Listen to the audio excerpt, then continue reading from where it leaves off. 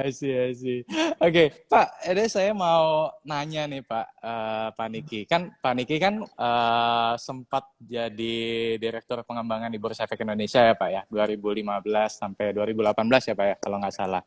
Nah, boleh di-share nggak Pak dari sudut pandang Pak Niki, apa sih perbedaan dari sisi mungkin dari sisi investor atau dari sisi market atau dari sisi apapun Pak yang dulu dan sekarang kalau menurut Pak Niki perbedaannya apa aja tuh Pak? Yang paling signifikan mungkin Pak. Pertanyaan seperti ini selalu mengindikasikan saya udah tua gitu, tapi oke lah.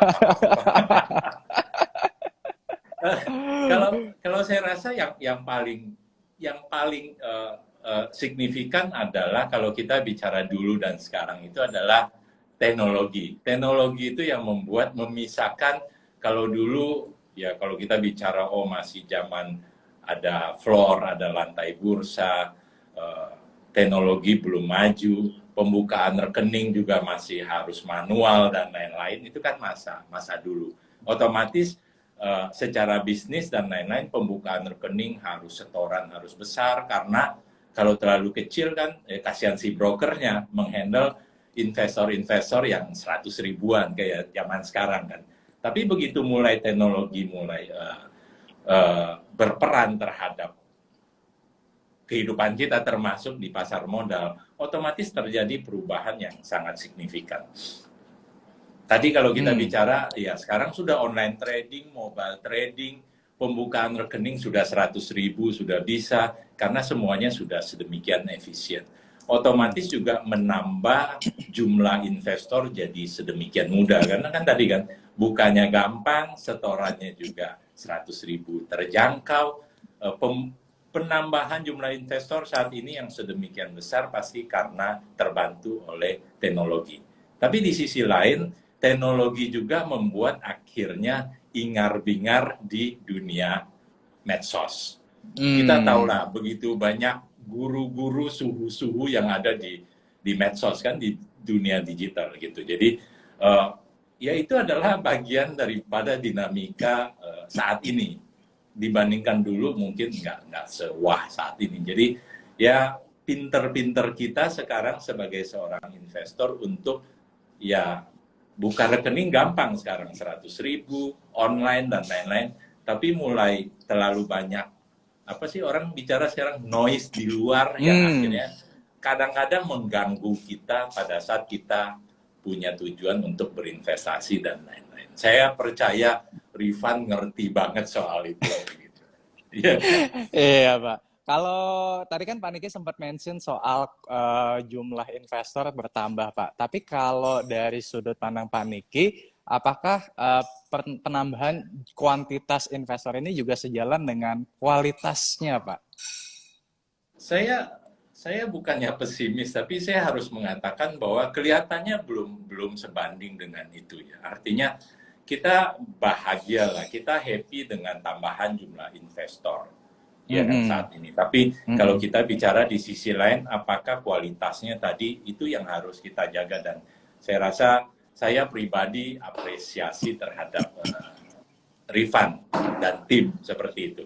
Seperti yang saya tulis di bukunya Rifan teman-teman, di Bagger itu ya kan. Artinya Rifan sangat concern dengan pembelajaran terhadap para investor baru supaya berinvestasi dengan cara yang benar seperti itu. Ya. Thank you loh Pak Niki, saya terima kasih juga loh Pak udah bersedia nulis testimoni ya Pak ya. Oh iya, satu kebanggaan dong saya boleh tulis testimoni di sana. Tapi oke lah, Rifan, kita nggak bicara dunia dulu dan sekarang lah, ya kan. Nanti teman-teman yang di sini pasti pengen taunya lika-liku market 2022. Nggak bicara dulu, tapi kondisi saat ini. Karena kita bicara hari ini adalah ngobrol santai, saya mungkin merasa bahwa Rifan juga perlu mengupdate kita mengenai perkembangan global nih. Kita bicara mulai dari krisis Rusia-Ukraina menyebabkan komoditas naik, menyebabkan inflasi di mana-mana, menyebabkan akhirnya the Fed bakalan atau sudah naikin suku bunga dan akhirnya berdampak terhadap global. Nah, rasanya Rifan harus mengajarkan kepada kita, kasih insight apa yang sebenarnya sedang terjadi di dunia saat ini gitu loh.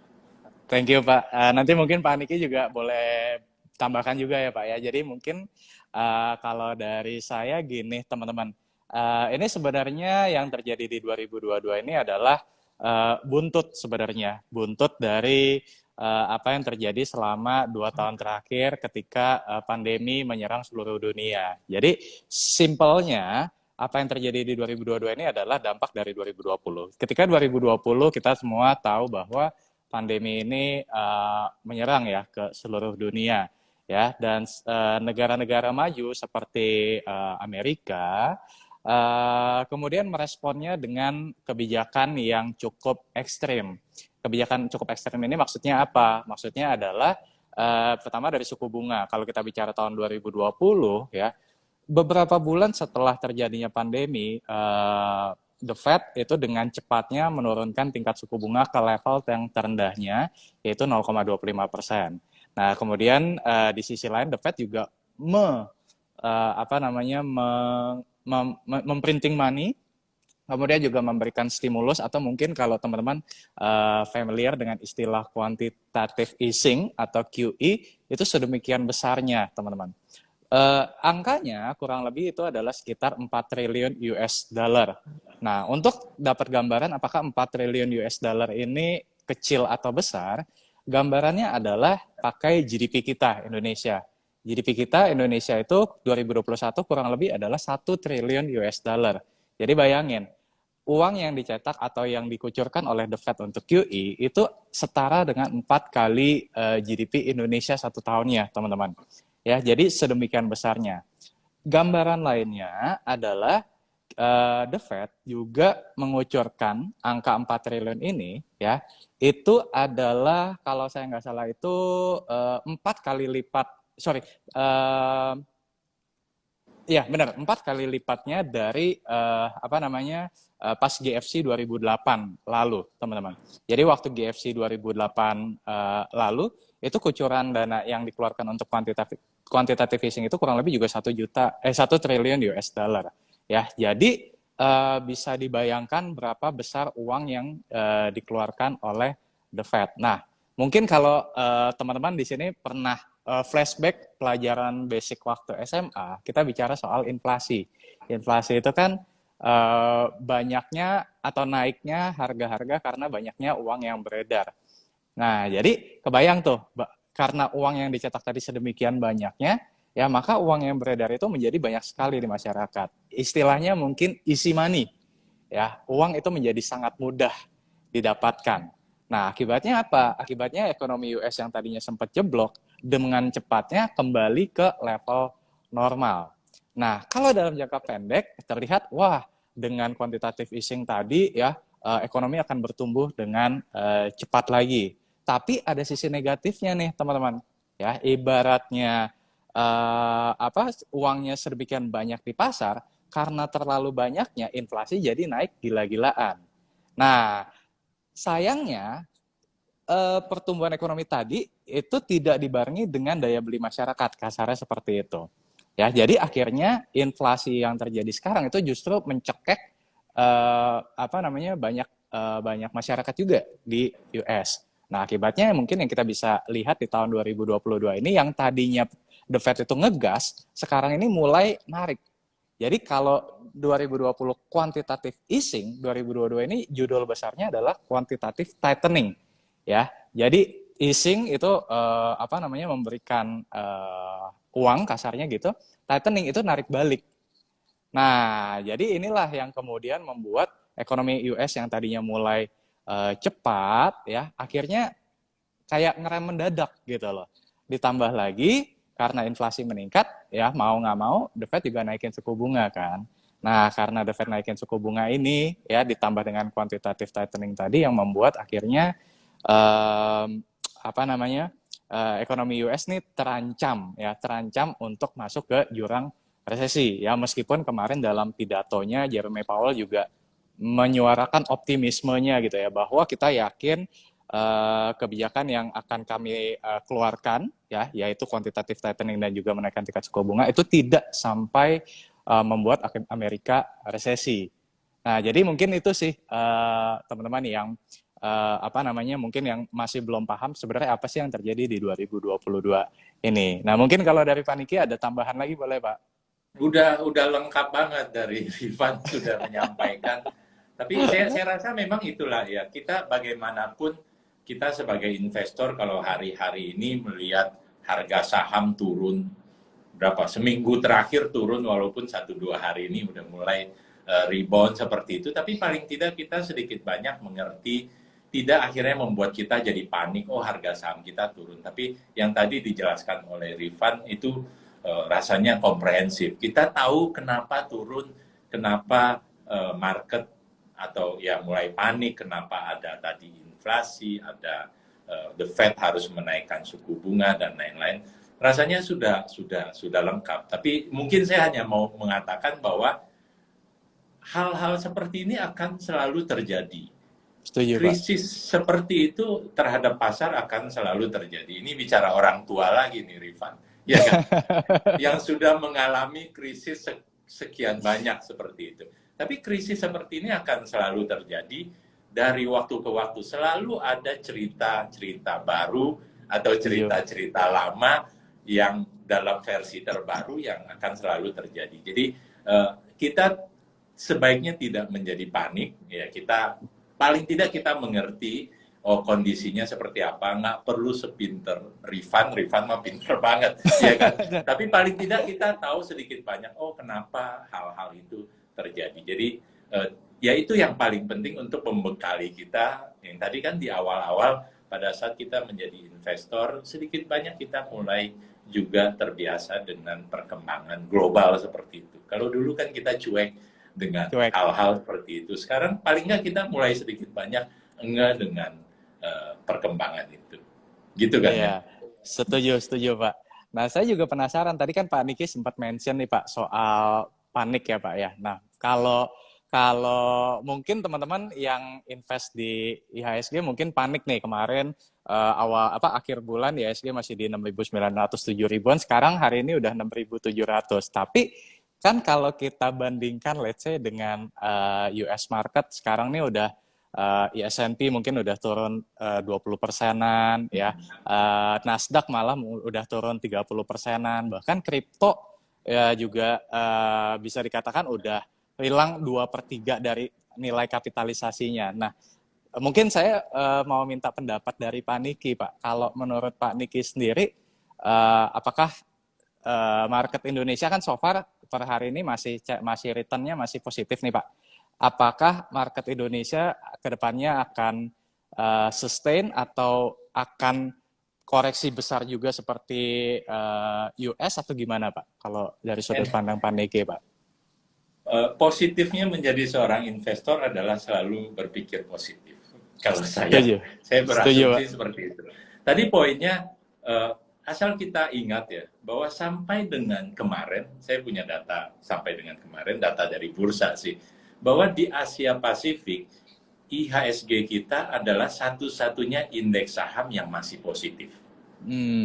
Yang masih positif, dibandingkan dengan ada berapa? 12 negara lain yang semuanya minus, negatif, bahkan ada yang sudah 2 digit. Jadi, bukan menghibur diri atau bukan jadi jumawa, jadi lupa, tapi bahwa bagaimanapun ternyata ya kalau kita bicara pasti Rifan punya alasan untuk itu. Bicara PE kita yang masih oke, ya kan masih di bawah 20 PE kita secara IHSG. Kemudian kita bicara bahwa tidak semua saham kita runtuh. Artinya kita bicara dari satu semester pertama 2022 ini, ya kan. Artinya ada sektor-sektor yang memang turun, yang sensitif dengan kenaikan suku bunga seperti itu sudah terantisipasi. Sektor keuangan, perbankan 2 bulan terakhir minus semua seperti itu. Tapi sektor energi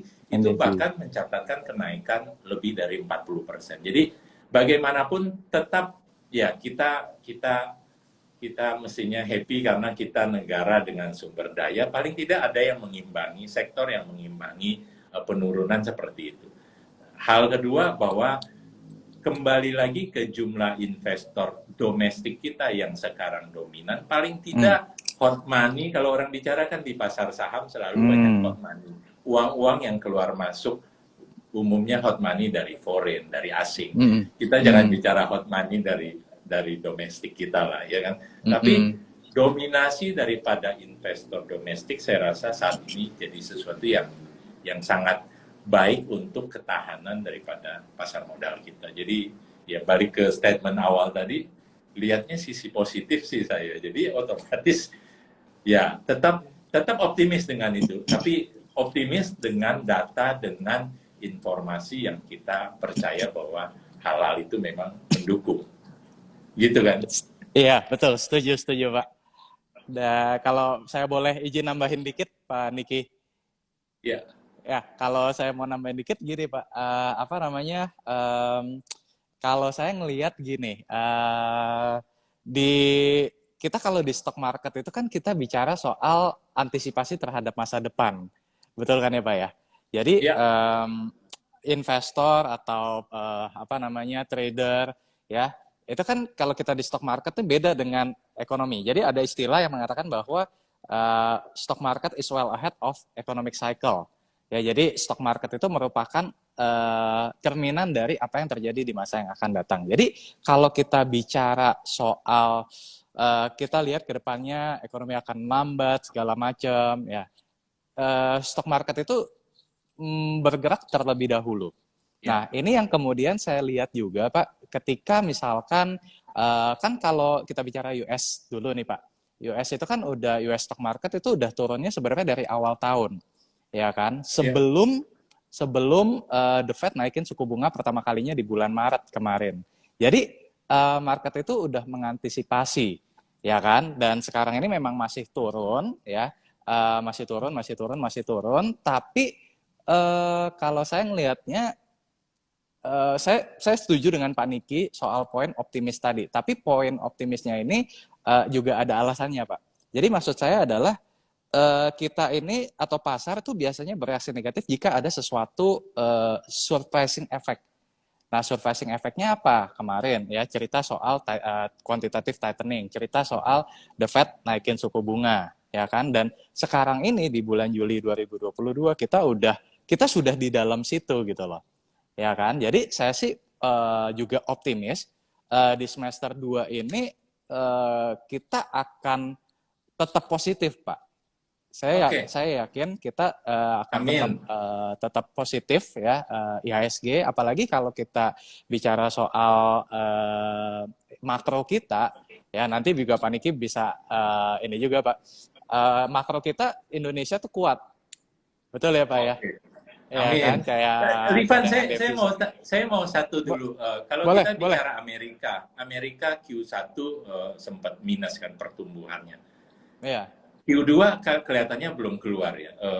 Kalau Rifan melihat sendiri, si Amerika ya apa boleh buat kiblatnya kan tetap ke sana. Q2 apakah mereka kira-kira antisipasi terhadap itu bagaimana? Karena kalau dia berapa dua kali kuartal itu pertumbuhannya minus, otomatis dia masuk ke konteks resesi seperti itu ya. Iya. Kita sih belum, dan mudah-mudahan enggak. Kita pertumbuhannya masih positif lah. Inflasi masih terjaga baik, 4,35 masih oke buat kita. Masih oke. BI masih pede untuk tidak menaikkan suku bunga. Tapi Amerika, sebelum kita bicara domestik, Amerika sendiri gimana, Rifan? Ya, kalau balik lagi, Pak, kalau GDP saya ngeliat mungkin Q2 ini masih melambat, Pak. Karena kan kalau kita ingat The Fed itu naikin yang 2 kali terakhir kan 0,5 sama 0,75 itu kan di bulan Mei, sama terakhir itu di bulan Juni kemarin kan, Pak. Jadi itu sih most likely kemungkinan besar kalau kita bicara ekonomi akan negatif, Pak. Dan ya mungkin benar berarti officially masuk ke zona resesi, Pak. Tapi saya ngelihat market akan mulai balik, Pak. Saya sih optimisnya seperti itu. Karena kenapa? Karena kalau kita flashback lagi ke tahun 2020, ya kan, di mana waktu itu juga sama ya, market turun itu sebelum pengumuman. sebelum pengumuman Amerika masuk ke dalam resesi, ya kan? Tapi setelah QE mulai diluncurkan segala macam, market mulai berbalik arah. Sama halnya saya ingat banget dengan Indonesia, Pak. Waktu 2020 bulan September atau Oktober, saya ingat banget tuh waktu itu pengumuman dari BPS, ya kan, Badan Pusat Statistik, akhirnya Indonesia resmi masuk ke dalam resesi. Pengumumannya di saat bulan Oktober, ya. Tapi apa yang terjadi? Market malah naik. Kenapa? Karena balik lagi kalau saya ngelihatnya Pak Niki, market itu merefleksikan atau bereaksi terhadap ekspektasi di masa yang akan datang. Jadi bukan saat misalkan nanti Amerika ketok palu tok resesi kemudian market turun, enggak, tapi turunnya udah duluan. Nah, nanti ketika tok palu Amerika masuk resesi, bisa jadi market justru akan berbalik arah, Pak. Kalau saya ngelihatnya seperti ya, itu. Kalau Pak seperti Niki tadi yang gimana? statement Rifan bahwa market selalu mengantisipasi duluan, ya kan? Pasar saham, teman-teman, adalah pasar mimpi. Ya, mimpi baik maupun mimpi buruk, seperti itu, ya kan? Betul, Antisipasi terhadap sesuatu yang buruk sudah di price in, istilahnya, di betul, saat ini. Tapi betul. konteks lain juga, kalau sesuatu yang tadi baik ke depan, pandangannya resesi sudah selesai, orang justru akan mulai masuk pada saat resesi baru ditok palu seperti tadi. Jadi ya itulah pasar kita, ya kan? Itulah pasar saham yang ada. Dan sekali lagi, kalau kita mengerti itu semua, nggak ada istilah galau untuk seorang investor, gitu ya. Nah, betul Pak. Dan apalagi tadi yang benar yang Pak Niki juga bilang ya Pak ya, maksudnya kalau kita punya time frame investasi yang panjang, ya kan, maka sebenarnya kita nggak perlu galau ya Pak ya. Justru penurunan harga saham itu bisa dipandang sebagai sebuah kesempatan, betul ya Pak Niki ya. Ya, yang galau yang sekarang beberapa nulis di situ, beberapa ketik di situ. Galau karena nggak punya uang untuk mulai beli nih. Itu loh. Cash is the king gitu ya, Cash seperti is itu. the king. Ya. Cash is the king, queen is value. Oh. Ya, Ya ya. benar. Nah tapi itu penting juga sih benar sih soal cash ya mungkin teman-teman ya jangan juga gini. Kalau saya punya prinsip dalam setiap situasi kita juga perlu siapin cash ya kan. Jadi ya jangan juga kita terlalu agresif. Wah ini pasti udah bottom nih, pasti udah bottom nih 6.700 nih hari ini pasti udah bottom nih. Kalau misalkan kita terlalu agresif nanti malah kita jatuhnya jadi gambling karena kan kita berspekulasi bahwa 6.700 ini adalah yang terendah. Ya, bisa jadi mungkin minggu depan atau bulan depan ya, mungkin bisa lebih rendah lagi. Tapi as long as kita punya cash, kita bisa cicil beli. Ya kan? Dan somehow market bisa berbalik arah tanpa kasih tahu atau kasih aba-aba ke kita dulu loh. Ya kan kayak waktu 2020 tiba-tiba bulan Oktober, November, Desember ya banyak kan yang bilang ya Pak ya waktu itu. Wah, ini IHSG bisa ke pas bulan April, Deng. Market bisa ke bawah 4.000 nih, ya kan IHSG-nya. Nggak taunya mulai bulan Mei naik ya kan, mulai bulan Ya. Oktober naik lebih kencang lagi. Jadi sama sih kalau saya ngelihat market itu bisa naik tanpa kasih aba-aba ke kita dulu dan tanpa ada apa sih uh, tanpa ada aba-aba dulu sih kalau menurut saya. Kalau menurut Pak Niki gimana Pak? Ya, saya rasa pada akhirnya sebagai seorang investor kita nggak hanya bisa atau pintar menganalisa dan lain-lain, technical maupun fundamental, ya kan. Tapi soal money management itu juga satu sisi, selain emotion management seperti itu, ya kan. Pintar doang menganalisa tapi nggak bisa mengendalikan keuangan kita, manage uang kita tadi. Pada saat seperti sekarang mau belanja kita yakin bahwa pasar akan recover tapi nggak punya uang, akhirnya juga jadi nggak mendapatkan opportunity seperti itu. Atau di sisi lain emotion managementnya juga nggak ada, tadi main haki dan Hatta. lain-lain, ya kan akhirnya kan kita nggak mendapatkan maksimal daripada potensi seperti itu. Kita bicara tadi global ya seperti itu. mari kita ke domestik dulu nih. Oh iya. Mungkin belum terlalu dekat, tapi mungkin paling tidak suasana ke sana sudah. Kita bicara soal politik. Iya Pak. Apa boleh buat ekonomi, tapi urusannya dengan politik. Kita bicara soal Pilpres 2024 ya. Pilpres 2024 betul kan ya? 2024 betul. Masih betul. 2 tahun lagi, tapi kan suara-suara sudah ke arah seperti itu. Kalau Rifan melihat biasanya seperti apa sih? Jadi biasanya itu kalau menjelang Pilpres ya Pak ya. Kalau menjelang Pilpres itu memang pastinya ada volatilitas di dalam jangka pendek. Ya kan? Jadi kayak waktu misalkan 2014 awal semester 1 waktu itu kan IHSG juga ya naik turun sideways gitu kan Pak. Kenapa? Karena market tuh biasanya juga lihat situasi politik. Kalau misalkan uncertainty-nya masih tinggi, ya market biasanya akan ya sideways dulu lah, ya kan. Tapi kalau misalkan sudah terpilih, ya berarti kan ada harapan baru. Terlebih kalau misalkan kita bicara 2024, siapapun yang menjadi presiden nanti kan akan menjadi newcomer. Betul ya Pak? Karena kan udah nggak ada incumbent ya. Ya, jadi setiap ada sosok baru yang memimpin, ya, apalagi kalau misalkan sosok pemimpin atau sosok presidennya nanti adalah yang pro terhadap ekonomi, ya, itu biasanya market akan bereaksi positif tuh Pak. Ya, kalau kita flashback kayak 2014 kemarin kan ada istilah Pak Jokowi Effect, ya kan, karena pas sepanjang Pilpres itu juga Pak Jokowi menyuarakan untuk membangun infrastruktur segala macam, ya kan, kemudian juga mulai mengurangi impor, memperbanyak ekspor segala macam. Nah, jadi kan terlihat bahwa memang pro ekonomi.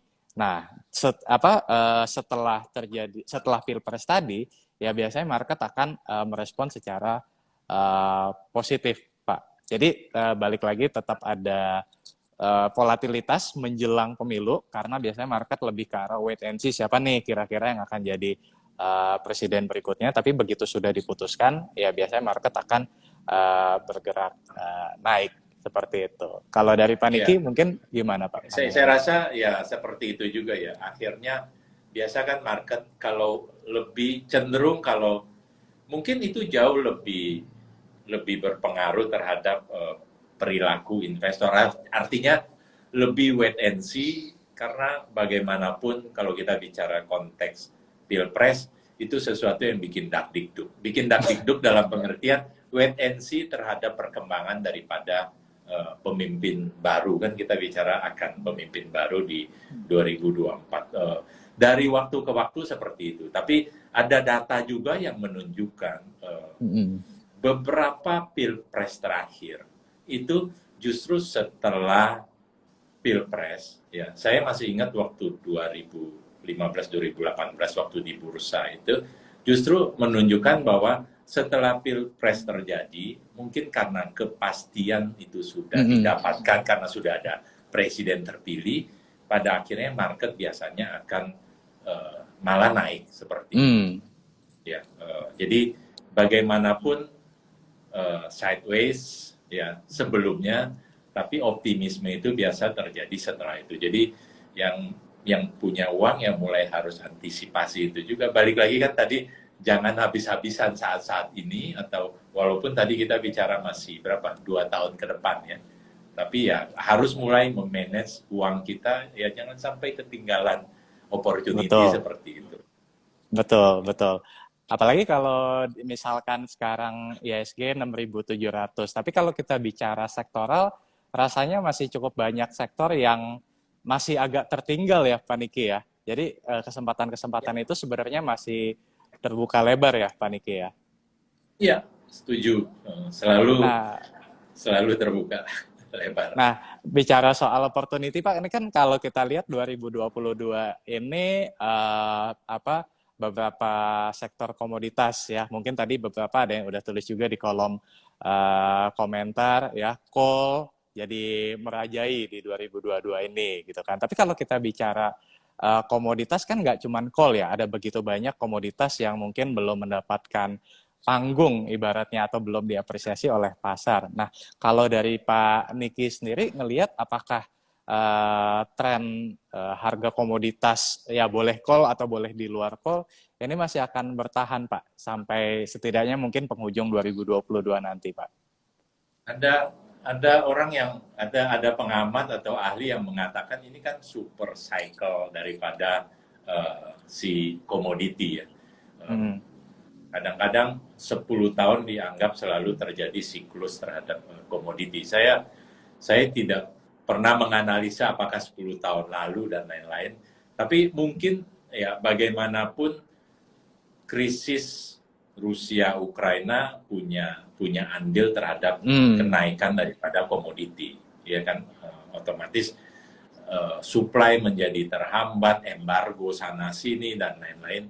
Ya kita cuma bisa berharap bahwa krisis itu once krisis itu mulai mereda dan lain-lain, saya percaya harga-harga komoditi akan kembali lebih stabil lah, tidak menjadi liar seperti lebih normal ya Pak ya.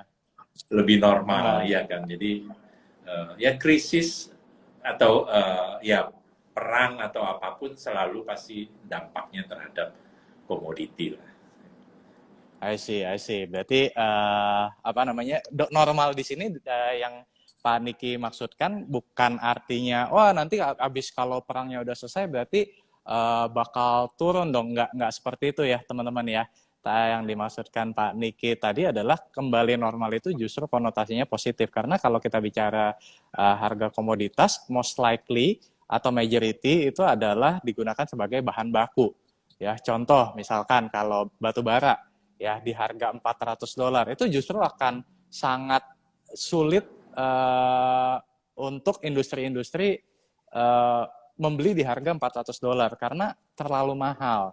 Nah, kalau misalkan nanti let's say perang Rusia Ukraina sudah lebih cooling down ya mungkin akan kembali ke level yang tadi Pak Niki sebutkan lebih normal atau lebih stabil let's say misalkan di 200 ya itu kan akan lebih mudah diserap oleh industri, betul ya Pak ya. Demikian pula misalkan sekarang ini dengan CPO, misalkan kemarin banyak juga tuh Pak Niki yang tanya, ini CPO kebijakan ekspor dibuka malah turun, wah berarti jelek dong. Nah nggak gitu juga teman-teman, karena kan balik lagi nih CPO ini banyak dipakai untuk consumer goods ya, untuk sabun, untuk es krim, untuk shampoo, ya itu kan juga banyak menggunakan CPO. Jadi put in mind bahwa yang Pak Niki tadi maksudkan kembali normal atau kembali stabil, konotasinya bukan negatif, tapi justru lebih positif, betul begitu ya Pak Niki ya? Iya, betul. Ini udah banyak pertanyaannya Rifan, tapi sebelum mulai jawab, satu hal yang mungkin yang sedang trending, yang sedang hot itu adalah apakah betul penurunan IHSG saat ini terkait dengan penutupan kode broker dan domisili? Ini pertanyaan ya kan baru diberlakukan yang terakhir penutupan itu minggu lalu mungkin ya, seperti itu. Iya. Nah, ada analisa atau ada perkiraan bahwa ini turun juga gara-gara kode-kode broker itu, domisili itu ditutup, jadi investor mengurangi aktivitasnya seperti itu. Rifan melihatnya seperti apa, Pak? Oke, Pak. Nah ini mungkin ntar saya harus tanya balik juga nih ke Pak Niki. Tapi kalau saya melihatnya, karena kan waktu pas Pak Niki kan berlaku pas simetris itu ya, Pak ya? Masih termasuk asimetris atau tidak. Iya. Nah, kalau saya melihatnya gini sih, Pak. Kalau sebagai seorang investor, saya justru lebih setuju diberlakukan simetris, Pak. Karena kalau diberlakukan ARB maksimal 7%, ibaratnya tuh lagi mau ada saham incaran, Pak. Itu turunnya tuh kayak pelan-pelan. Jadi kayak malah agak lama, Pak. Ya kan? Justru kalau misalkan diberlakukan ARB simetris ya, saya kalau sudut pandang sebagai seorang investor justru lebih senang, Pak. Kenapa? Karena justru kalau misalkan ada kesempatan kita bisa dapatnya lebih cepat, Pak. Ya kan? Berarti lebih misalkan saya udah antisipasi saham A nih, ya kan? Dan ternyata harga sahamnya turun tidak dibatasi di 7%, ya saya justru akan lebih semangat, Pak. Ya, berarti kan itu saatnya untuk masuk nih kalau misalkan udah sesuai dengan harga yang saya incar, Pak Niki. Tapi kalau pertanyaannya tadi adalah apakah ini simetris ARA dan ARB dibuat simetris ini yang membuat IHSG menurun, kalau menurut saya sih bukan karena itu sih.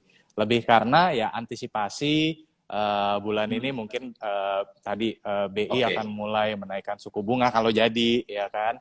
Jadi lebih ada rasional lah itu. ya. Lebih rasional.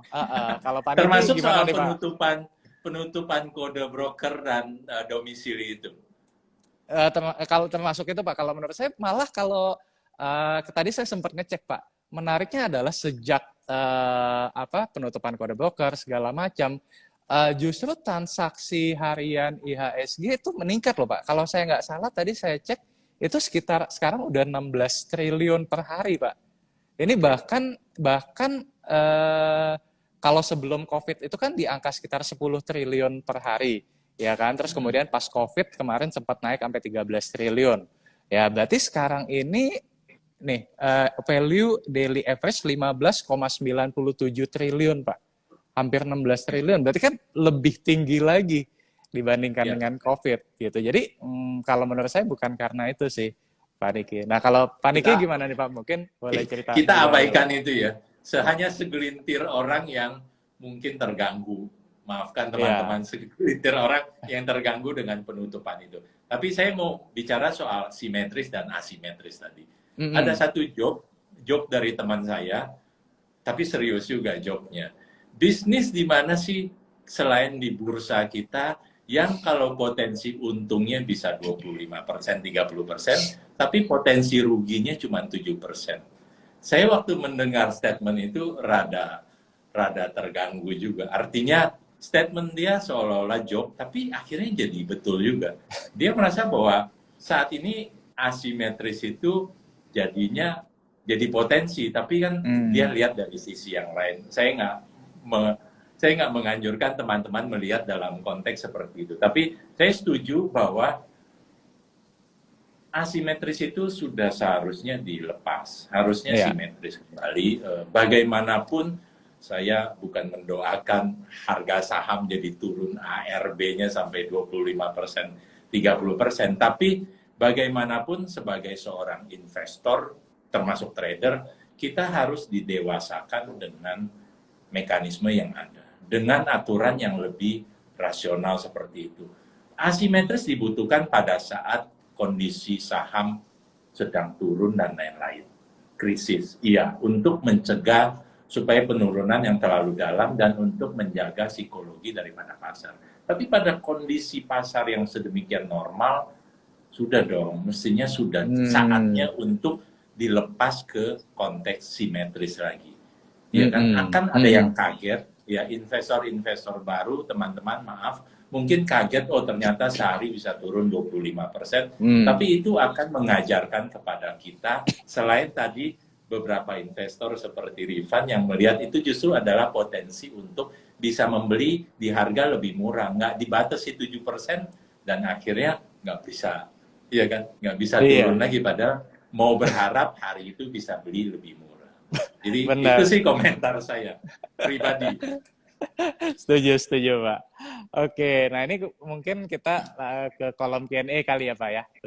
Banyak banget ini pertanyaan ke Rifan. Mungkin kita pilihkan dulu. Bentar. Ini gimana caranya? Ini ya. Kok nggak bisa?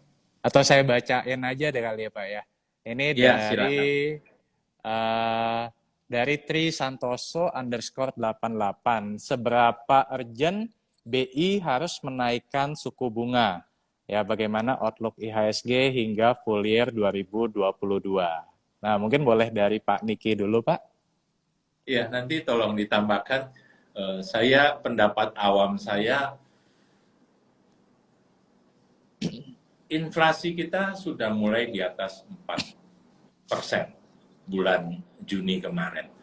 Amerika sudah menaikkan suku bunganya sejak beberapa saat lalu, seperti itu.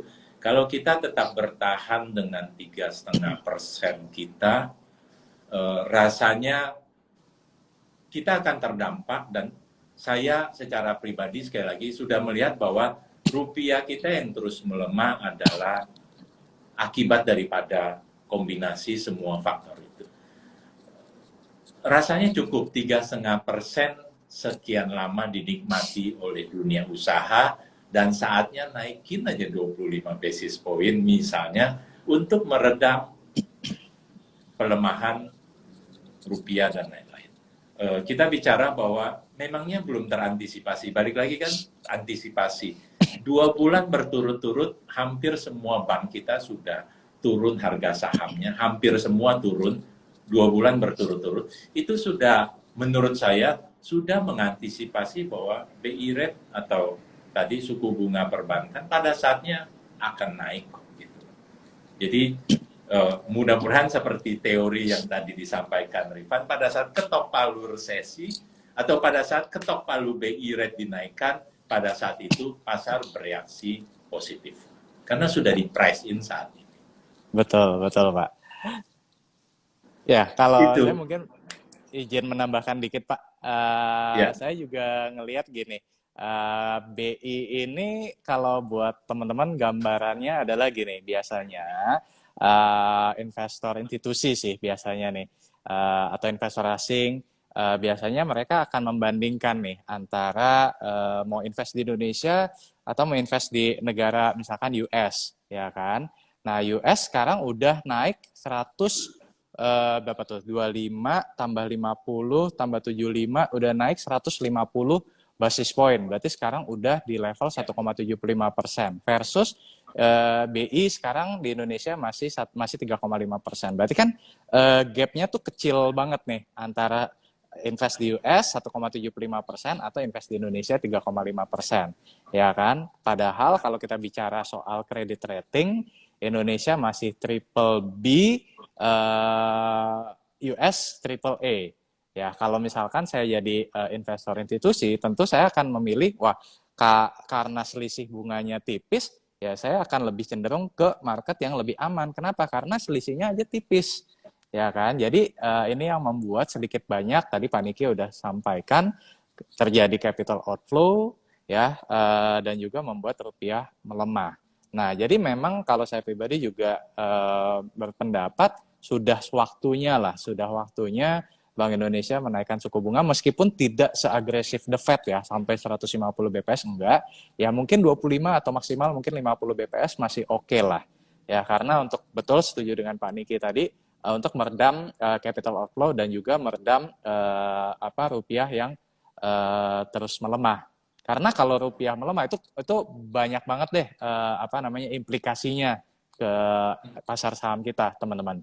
Gitu. Jadi saya setuju dengan Pak Niki, lebih cepat atau lambat gitu ya.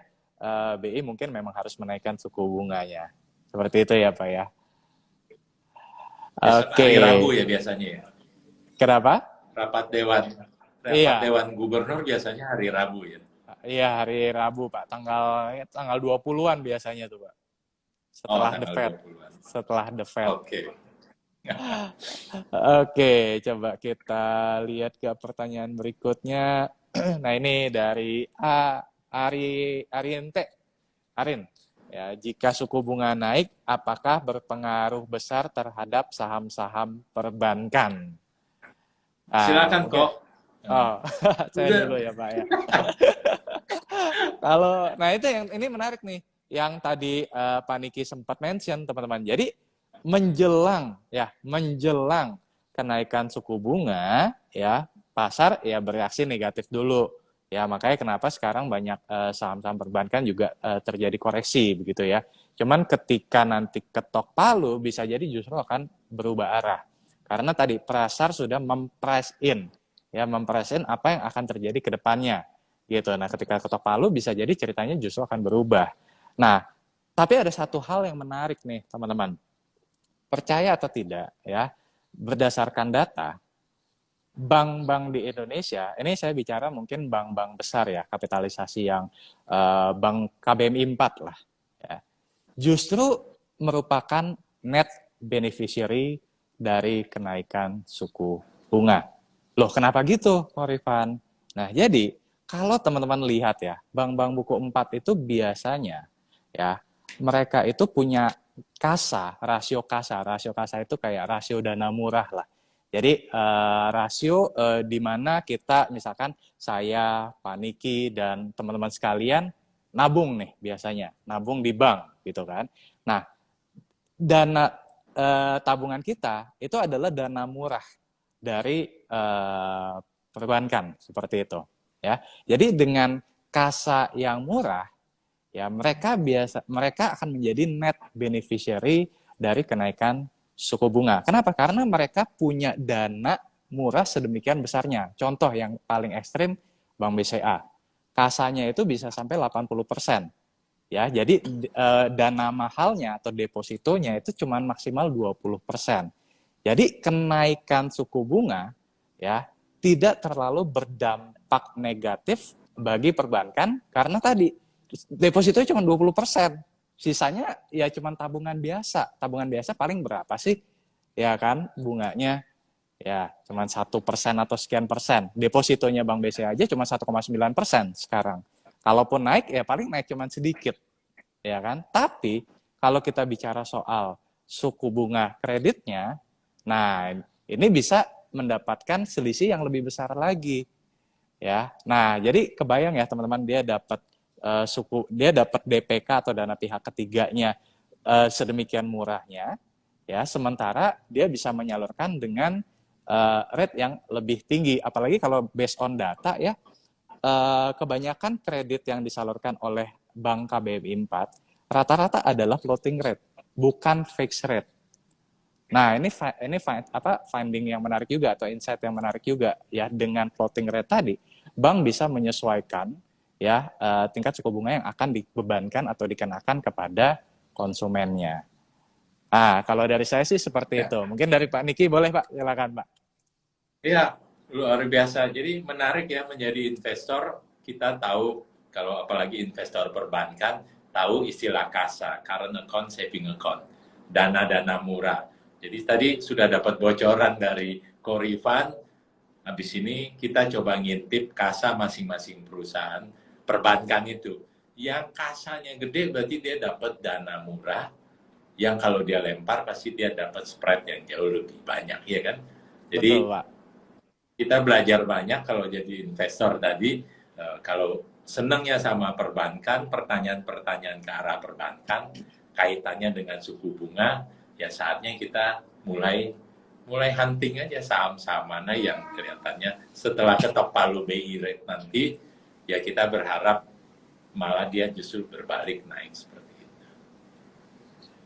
Setuju Pak. Ya, Oke, kita lanjut lagi. Nah, ini ada pertanyaan dari Ibu Erika Paramita. Apakah banyaknya permintaan batubara dari luar negeri akan menjadikan harga saham batubara naik lagi kah? Nah, ini mungkin Pak Niki boleh duluan, Pak. Silakan, Pak.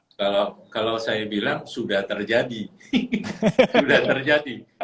Tadi di awal kita bicara sektor energi, ya saham-saham di sektor energi adalah sektor yang mengalami kenaikan paling banyak. Kita nggak usah sebut saham-sahamnya, tapi kita tahu bahwa saham-saham batu bara terutama itu mengalami kenaikan luar biasa. Jadi otomatis itu yang terjadi bahwa permintaan batu bara dari luar negeri karena kenaikan juga daripada harga batu bara membuat harga saham-saham itu naiknya luar biasa. Secara sektor lebih dari 40%, tapi secara individu saham, saya yakin ada yang sudah 50% atau bahkan lebih seperti itu.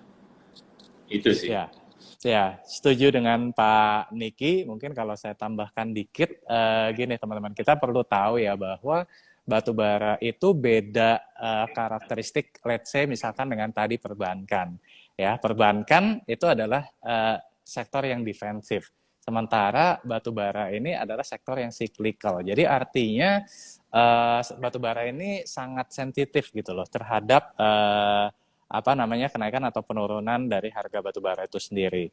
Nah, kalau saya menilainya, ini kebetulan belum lama ini juga sempat bikin video Pak Niki tentang batu bara juga. Oke. Jadi kalau saya bilangnya gini Pak, justru kita nih sebagai investor, kalau misalkan mau masuk ke batu bara, itu bukan di saat batu bara sekarang lagi di $200 atau $400, bukan. Tapi justru pada saat batu bara lagi di $50 atau maksimal $60. Kenapa? Karena justru disitulah limited downside dari saham batu bara sangat-sangat terbatas, Pak. Jadi misalkan kapan tuh limited batu bara 2020 itu kan masih di $50. Justru kalau menurut saya di situ adalah waktu yang tepat untuk masuk ke saham batu bara, ya. Pak Niki ke out ya. Sebentar, coba kita invite lagi. Oke, coba saya jawab. Ya. Sorry. Jadi, ya Pak. Jadi tadi sampai, jadi 2020 itu adalah kalau menurut saya itu justru the best momentum untuk investor masuk ke saham batu bara. Bukan di saat sekarang di 2022 batu bara udah di $400.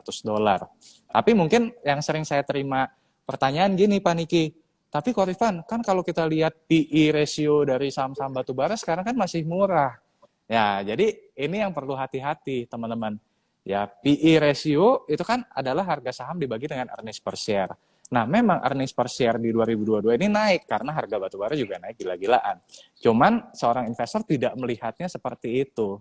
Ya, justru jangan ngelihat dari sudut pandang berapa peak-nya. Tapi kalau bisa dilihat dari berapa rata-ratanya, kasarnya seperti itu. Nah, jadi kalau in short atau versi singkatnya adalah saya ngelihat mungkin dalam beberapa waktu ke depan short term ya mungkin masih akan ada potensi upside ya. Tapi kalau untuk jangka yang lebih panjang, rasanya risiko untuk investasi di harga saat ini itu sudah tergolong tinggi. Nah, jadi kalau saya pribadi sih saya udah exit dari saham batubara itu bulan Maret April 2022 lalu. Jadi beberapa bulan lalu memang udah exit. Jadi saat ini lebih alokasikan dana ke sektor lainnya yang belum dapat panggung tadi. Seperti itu. Oke. Sektor apa tuh yang belum dapat panggung? Banyak Pak. Yang komoditas misalkan kayak CPO belum dapat panggung, ya kan? CPO belum dapat panggung. Kemudian pulp and paper juga belum dapat panggung, ya kan? Jadi masih cukup banyak sih yang belum dapat panggung dan justru menarik untuk diinvestasikan. Kita coba lihat lagi. Nah, salah. Ini tadi udah. Ini dulu deh. Yang Pilpres nih. Nah, ini mungkin Pak Riki bisa bantu jawab nih, Pak. Menyambung tentang Pilpres, sektor apa yang sekiranya dapat angin segar dari Pilpres? Apakah media?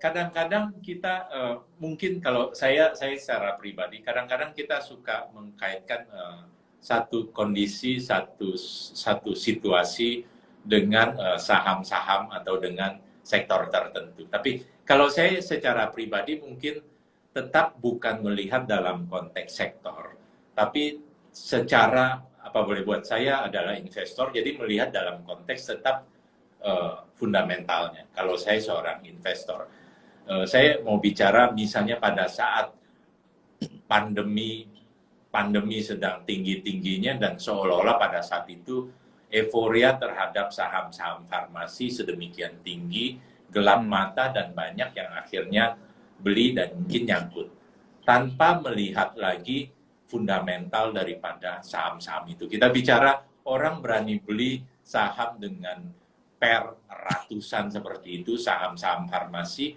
hanya gara-gara euforia. Jadi kaitkan dengan misalnya Pilpres dan lain-lain, saya mungkin tidak melihat sektor tertentu, tapi at the end tetap kembali ke masalah fundamental dan Rifan mengajarkan kita untuk itu. Jadi balik lagi, tapi kalau mau bicara sektor, saya adalah orang yang sangat percaya dengan sektor perbankan, keuangan perbankan. Karena apapun yang terjadi, bagaimanapun muaranya adalah di sisi perbankan. Mau sektor komoditi, mau sektor farmasi, atau misalnya di sini pertanyaannya soal media dan lain-lain, saya prefer kepada sektor perbankan yang selalu ya akan dimanfaatkan atau pasti akan berguna untuk pada saat sebuah sektor atau pada saat ekonomi terus bergerak. Nggak mungkin mereka nggak butuh duit dari perbankan dan lain-lain. Kalau mau bicara sektor, tapi secara overall sekali lagi saya tetap melihat dalam konteks fundamental. Jangan terganggu atau tergiur dengan sektor tertentu, euforia tertentu yang pada akhirnya membuat kita jadi kadang tidak rasional seperti itu. Setuju Pak. Saya setuju dengan Pak Niki. Jadi kalau kita lihat gini deh, 2009 dan 2014 ya, sebenarnya Pilpres 2009 dan Pilpres 2014 kemarin bisa dikatakan tidak ada korelasi yang mirip antara Pilpres 2009 dan 2014. Memang ada irisannya. Dan saya setuju tadi yang Pak Niki sebutkan, perbankan adalah salah satunya, teman-teman. Ya. Nah, tapi kalau kita bicara yang lebih outperform daripada perbankan, itu beda-beda. Kayak contoh, 2014, ya teman-teman mungkin masih masih segar dalam ingatan, konstruksi. Kenapa? Karena waktu itu Pak Jokowi terus menyuarakan tentang pembangunan konstruksi, infrastruktur, dan lain sebagainya. Tapi 2009 yang manggung beda, bukan konstruksi. Ya, tapi apa? Properti, otomotif, ya, batu bara juga waktu itu masih agak manggung juga, ya. Kenapa? Karena waktu itu GDP kita ada di 7%-an. Jadi beda cerita nih, teman-teman. Nah, untuk menjawab pertanyaan dari Merdeka_Finansial ini, saya juga setuju dengan Pak Niki, saya tidak atau belum bisa menyebutkan sektor apa yang bakal outperform banget karena debat aja belum mulai ya Pak Niki ya. Nah, mungkin jawabannya itu nanti kita bisa dapatkan ketika udah mulai debat-debat Pilpres. Nah, itu saya seneng Pak Niki nontonin debat Pilpres. Tujuannya adalah supaya tahu bocorannya kira-kira saham ke arah mana, Pak. Oke. Ya, apapun bocorannya, saham sektor mana, jangan pernah lupakan soal fundamentalnya. Ya Setuju. Kan? Terlepas kita mau beli untuk jangka panjang atau jangka pendek, selalu melihat konteks seperti itu, ya kan? Jangan terbawa dengan euforia pasar. Kita belajarlah dari pandemi kemarin. Saya nggak mau nyebut nama sahamnya, tapi beberapa saham kan, ya banyak teman-teman yang nyangkut di harga yang auzubillah di atas seperti itu. Betul. Ya, jadi jangan FOMO ya, Pak ya. Yes. Oke. Wah, nih teman-teman kalau ngobrol sama Pak Niki emang nggak pernah cukup 1 jam tuh, rasanya udah kayak 5 menit doang. Tapi sayang banget waktu udah membatasi. Jadi buat Pak Niki, thank you banget Pak udah berkenan untuk IG Live bareng, sharing ke teman-teman semua ya. Dan juga thank you juga buat teman-teman yang udah hadir. Mungkin sebelum kita close, dari Pak Niki ada closing statement atau pesan-pesan Pak buat teman-teman di rumah. Thank you, Rifan sudah mengundang untuk live di Lika-Liku Market 2022 ini. Jadi thank you untuk sudah banyak mencerahkan teman-teman investor lah ya.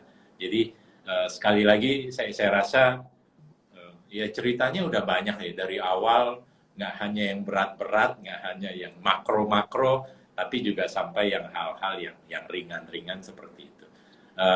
Hari-hari ini kalaupun kondisi pasar tidak kondusif dan lain-lain, tetap kembali belajar seperti seorang Rifan, seorang investor yang mungkin tidak galau, tidak terganggu dengan pergerakan pasar yang liar seperti itu, tapi tetap percaya dengan saham dan ya tetap belajar. Nggak ada hal yang susah. Kalau ada bilang hal susah berarti rasanya mereka nggak ngerti, karena sebenarnya kan Kalau kita dengar dari awal sampai akhir, semuanya sangat logis, semuanya sangat bisa dicerna dengan mudah sekali lagi. Jadi tetap semangat teman-teman jadi investor, dan ya jangan sampai nggak mendapatkan manfaatnya aja.